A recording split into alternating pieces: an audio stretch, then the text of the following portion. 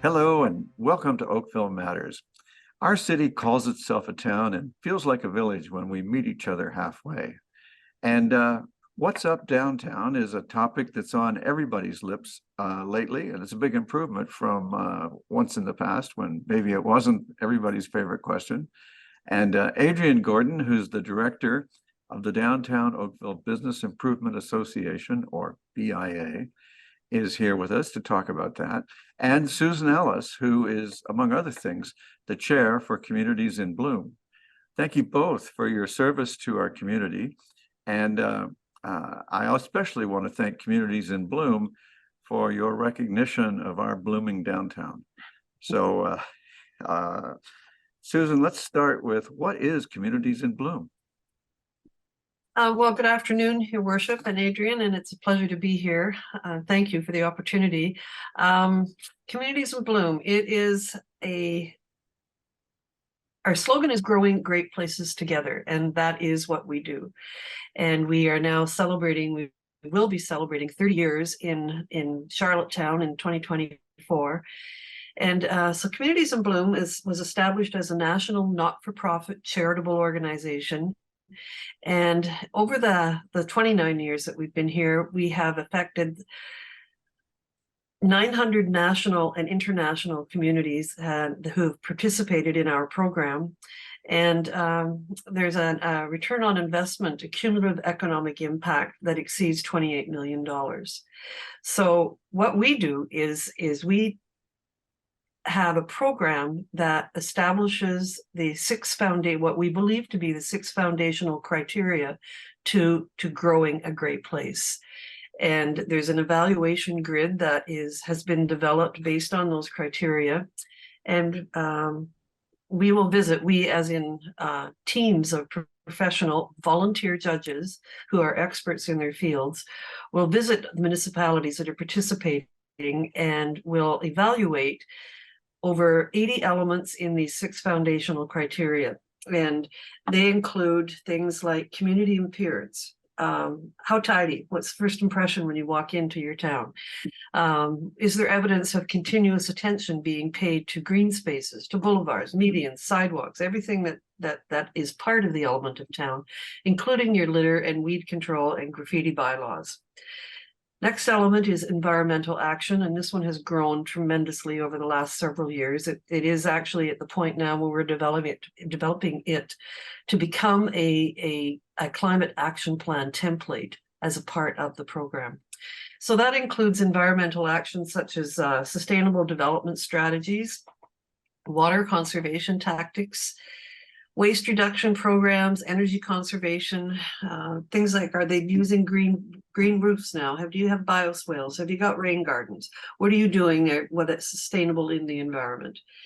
And we're being marked all the time. It's a quantitative evaluation. Next one is heritage conservation.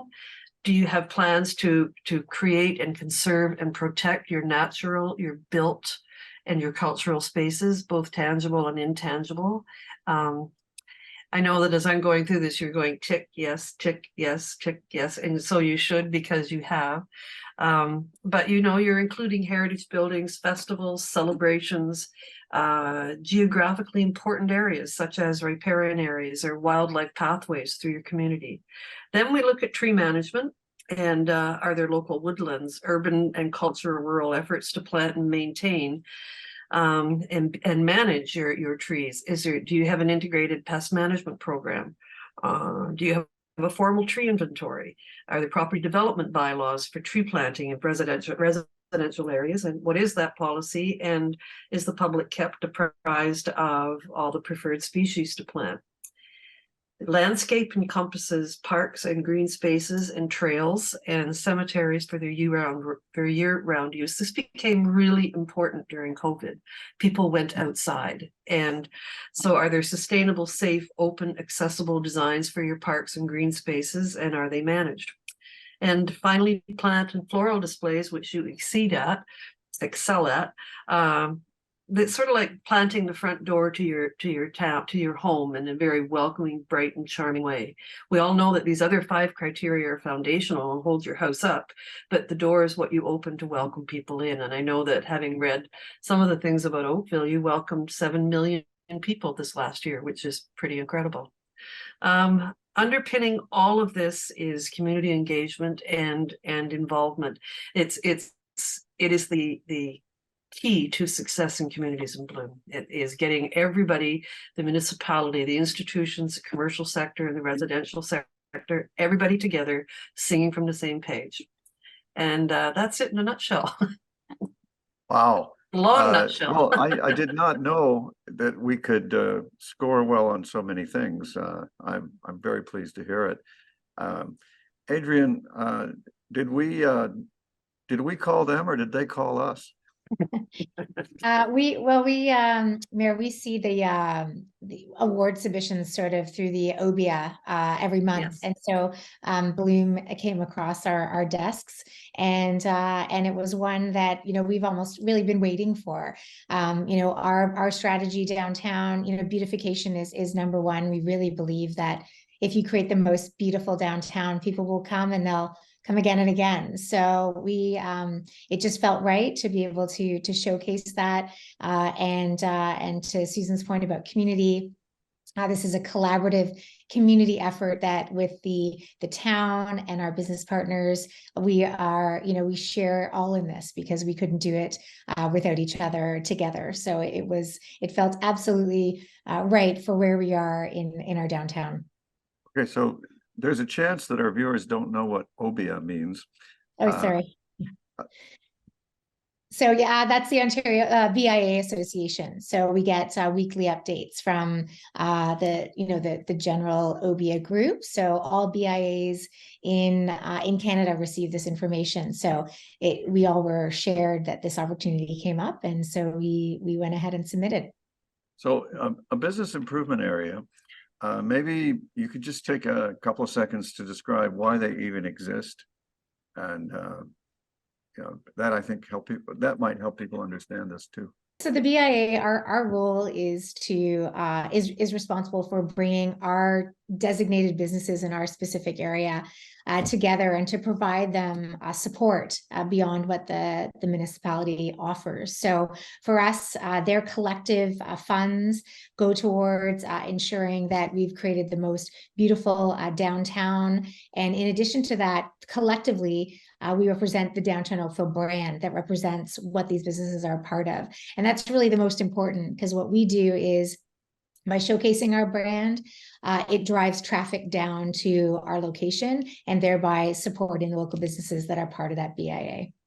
I hope people are surprised to hear a politician, me, dig into it to prove that it wasn't me or the town that earned this award. It's you guys and your business, the businesses that are your members, that have done all this work and spent all this money, your own money, and created this recognition.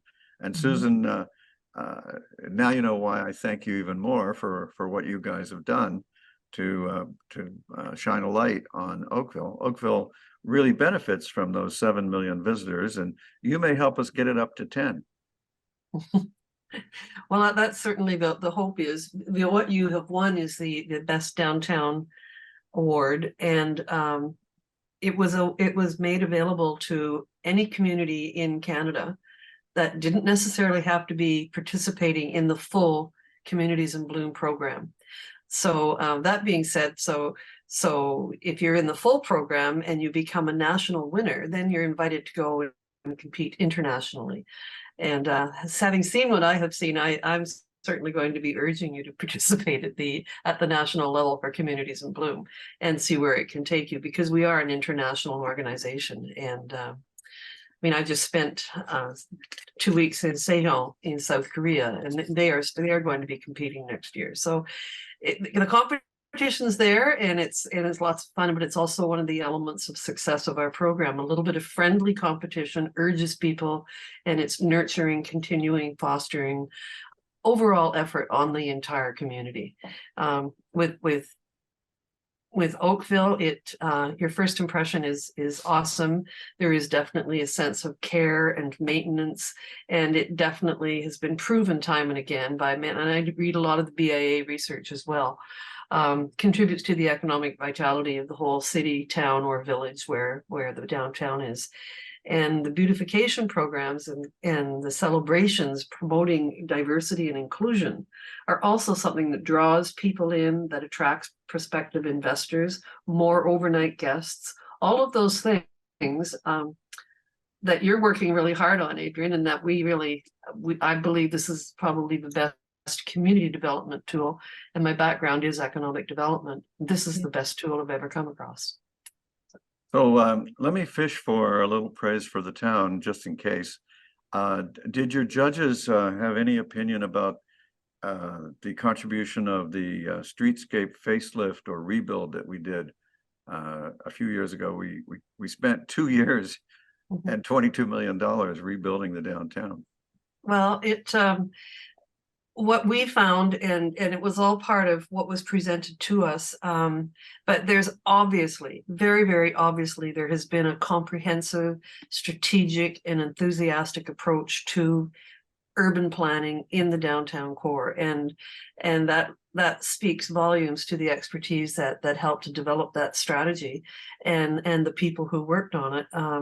What you've created is a beautiful place that not only sits on the shores of Lake Ontario, so it's got a great location, but it's also inviting. You have a wonderful entertainment district. It's clean, and the emphasis can't go far enough on how clean it is, because when you attract lots of people, they bring with them all sorts of things they have to put in things, and that's obviously something that's under control, and kudos. The other thing that you have too that you are preserving is your historic architectural inventory. I mean, it's great. Like a lot of places, those get destroyed, they get turned down, they disappear, and we're left with a different culture just in terms of architectural attraction. So you've still got that, and that's also something really important that you've preserved.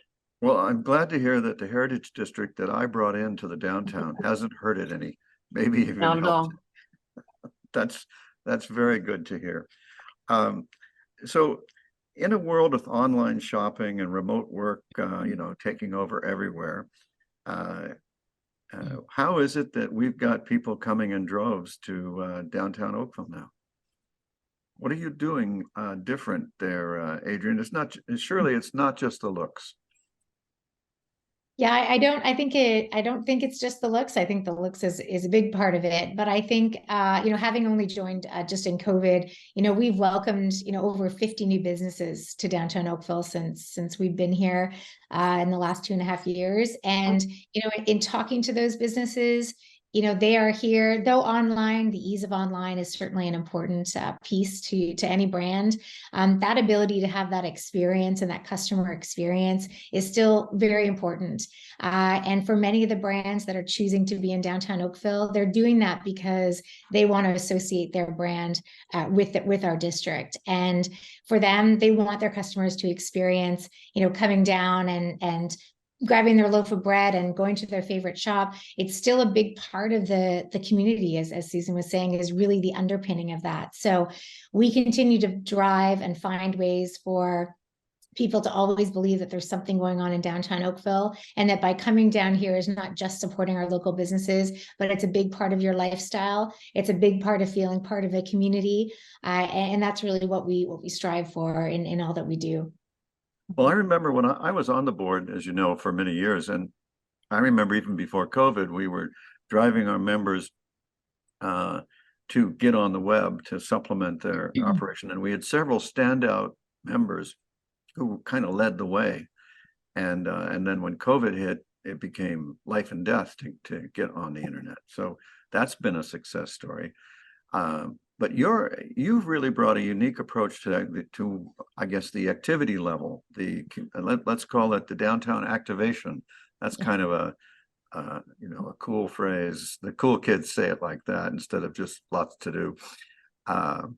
We used to have when I moved to Oakville 30 years ago, there'd be like 1 or 2 really big events that would sort of shut down the business district, and lots and lots of people would come.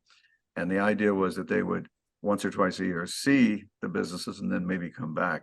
And you've turned that on its head. Now you've got activities like all the time. Yeah, absolutely. Our strategy shifted away from, as you said, from the 1 to 2 to how do we take those same dollars and turn them into, 6 to 8 week activations or activations every month. So it has been a big success for us in terms of, as I said, shifting the mindset to thinking there's always something happening. Therefore, I want to go back, over and over. And one of the big ones, we mentioned it in our Bloom submission, is, the inclusion of these art installations that really create placemaking for downtown. So these are, 4-week activations where in Town Square, where people can come down at their leisure and they can experience it together. And then it really draws that out and it increases the dwell time for those that come down, and thereby increasing the ability for them to experience the shops and services that we offer. So that's been a real shift and certainly something that we've seen some real success from. Well, I've been a fan of how you're not afraid to experiment, and you try things out, and they work. They work really great, or they work this much. But you keep going, and by experimenting, you seem to find more and more things. I imagine some of the successes we'll see again, but there's always something. I have this sensation that there's always something new nowadays.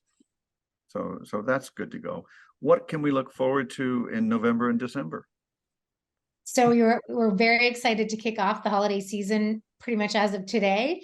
So November is filled with the kickoff of our hometown holiday on November 17th of our Light Up the Night. So that's going to be our tree lighting and kickoff to the season. So we're very excited for that. We've welcomed a new sustainable holiday tree in Town Square this year. So that will be something to see. And then 8 weeks pretty much of programming where you can come down every weekend. You can enjoy fire pits and hot chocolate in the Town Square. You can take a carriage ride through our heritage district. And again, really trying to just wrap up that holiday season for November and December. So we're very excited. Yeah, maybe it's worth mentioning that the downtown heritage district is district number 4, and there's 3 more around you. So there is a lot of heritage, more than people might have suspected, which is why I mentioned that. Now, what's ahead in the year ahead for you? So for us, 2024 is again jam-packed and filled with activations kicking off January right through for the year. I think for us, our strategy really is about executing with excellence on a lot of things that we are already doing and taking some of those learnings, as you said, we trial and error some things, and we take those learnings and we build on them to make them even better for next year. So for those being able to check out on our Instagram or on our events calendar is, through the year, there will be continued to be lots of stuff happening in downtown and bigger and more beautiful things to come from the landscape perspective. So it'll be very exciting. Well, I'm proud and pleased at how enthusiastic you still are about the role, because I think you'd be hard to replace. It's a great team. We are very lucky at the BIA. We have an incredible, small but mighty team here, we always say, but we've got a very passionate group that feel very lucky to be part of the downtown BIA. Well, Susan and her group, you seem to be made from the same stuff, enthusiastic and incredibly knowledgeable. What's ahead for communities in Bloom? Well, we're continuing to grow as well, and to encourage communities to become part of our program. We have a new section that I sort of alluded to earlier, and it's called Healthier Livable Cities.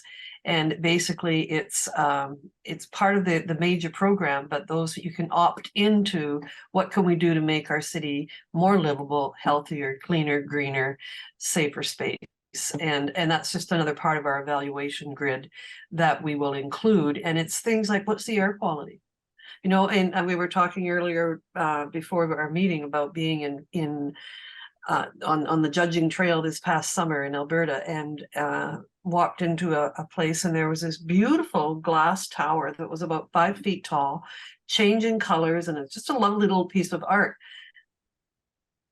But it wasn't a piece of art. It was an air quality control machine. And people could walk in and say, oh, it's green today. Okay, we play outside. It's so things like that. There's so much new development on how to develop a climate action plan that is affordable, achievable, and healthy thing to do. So there's that. We will be celebrating our 30th year in St. John, in Charlottetown, PEI, next September, and we'll just keep on doing what we're doing. We all are very passionate about this program because it involves everybody, and it's like we're all singing in the same choir. Well, it sounds like actually a pretty tough job, because you've given me the impression that you pretty much have to live out of a suitcase. I've learned how to pack 8 outfits in one carry-on. I think I'll patent that. But just to reiterate, though, this is a charitable, not-for-profit organization, and we're all volunteers. We do have about 4 staff people. Clearly, we need them, but it is a volunteer-driven organization. So our partnerships are very, very important to us as well, and we nurture those as we go. So does all of this mean that if we apply again, we might see you again? Could possibly, absolutely. It's, if you're in economic development, and that's my background and my field, we can spend a lot of money hiring consultants to come to our community and stay overnight and write a 70-page report for us about everything we should be doing. That's in the thousands and thousands of dollars. Or you can sign up for Communities in Bloom, and a city the size of Hamilton, I believe, is about $2,300. And you get that same report that's crafted by all the professionals, but it's by volunteers. There's the difference. We really want to grow. We really want to encourage communities to come on board because it's accessible and it's engaging. And do you also do cities in the States?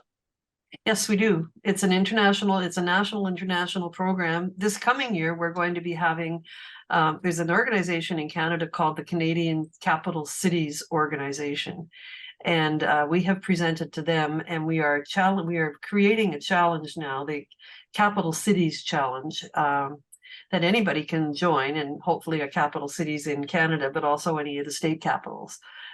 So that's something else that we're doing, just to start looking at different ways that we can promote the benefits of what happens when you participate. You've clearly, because you have a great BIA, and that it basically espouses everything that we say. Like you get full marks for that. If I was judging it would be A, it'd be 5 blooms gold. We'll take it. We it's Oakville, but we do like recognition, I'm pretty sure. Wouldn't you agree, Adrienne? Yes. What's been the reaction to your announcement of the award? Yeah, the reaction has been amazing. I mean, there's been so much positive feedback. And I think, again, what's been so great is it's been the recognition of partnership. And that's, been a real pillar for us. One of our focuses as the BIA is that this is about partnerships and strong relationships and creating that environment. And this is just a real example of that. And that's probably what we're most proud and happiest about on this award is how it represents everyone coming together to make it happen. I did notice when I was doing a bit of homework prior to this conversation that you'd also won one of the Best Places to Live in Canada award in 2018. So I think you've got a lot of really great bragging rights, and that's the sort of thing that, that is what it is. It's bragging rights, but that's what, if I'm an investor, a prospective investor, or a prospective family looking for someplace to live, I do my homework and I see things like that. And, oh, they have an award for this, and oh, it's like that. Okay, I'm going. So that's the kind of, that's just a nice, easy way to draw people in to your town, and you're doing a great job. Well, I laugh because that's a lovely two-edged kind of thing in Oakville. There's a lot of people in Oakville who would, I think, like to be brigadoon and, seal ourselves off from the outside world and not attract new people to live with us. And then there's a whole lot of, every 30 years or so in our history, we've doubled our population. So clearly the dominant the dominant strain in our population, and the dominant strategy has been to grow and welcome new people to, basically expand the resources and talent and further appeal, further increase to the appeal of the community. But because of that, I want to be alone instinct is not insignificant. It makes the comment that you made a little bit ironically poignant or pointed. So that was fun to hear. One of the things that I'd like maybe to close off on is, Adrienne, you've had a hallmark of community engagement, getting residents excited and involved, and that has to have helped. If not win an award, it's got to have helped to keep the downtown growing and happy and attracting new businesses. Do you want to talk about how those associations, those relationships with the residents, how does that work out? Yeah, I think, for us, again, it's when we look at our relationships and our partnerships, they span, across, as I said, the town, businesses, and community. And community is a huge pillar for us. And whether it's attending a residents association, and our neighbors, next door, and listening loudly to, to their perspectives and what they'd like to see or what their challenges are. And then, listening to our partners and figuring out just solutions that had never really been done before. And a lot of these really aren't rocket science. They're really just had never really been discussed. And so, we try and keep those doors open and allow for that conversation to happen at all levels, because so much of what we've done in the last year, especially from a beautification standpoint and programming standpoint, has just been about getting out there, listening, having the conversations, and people knowing that the door is always open at the BIA for any suggestions and anything that people love to see, because that's where we get our inspiration from as well. Yeah, actually, as you were answering the question, it suddenly struck me, there might be a lot of people in town and beyond who would see this, who might not know that thousands of people live downtown. And they actually pay a premium to be able to live downtown. And that in itself is kind of another award that you've earned. Well, they're an amazing group. And again, I think it came across in our award submission that, pride is a real, tangible action when it's put into place. And I think the pride level in downtown right now, whether it's the businesses or the community that lives here, is really high. And that's what motivates people to get up every day and to make it literally the best experience it possibly could for the people that spend time here. Well, you've been terrific to work with. And Susan, you've been wonderful to chat with today. I hope we see you again. I have a feeling we might apply again in any event. So cross my fingers and hope for a good result. And thank you for joining us today and watching. And we hope to see you again on Oakville Matters.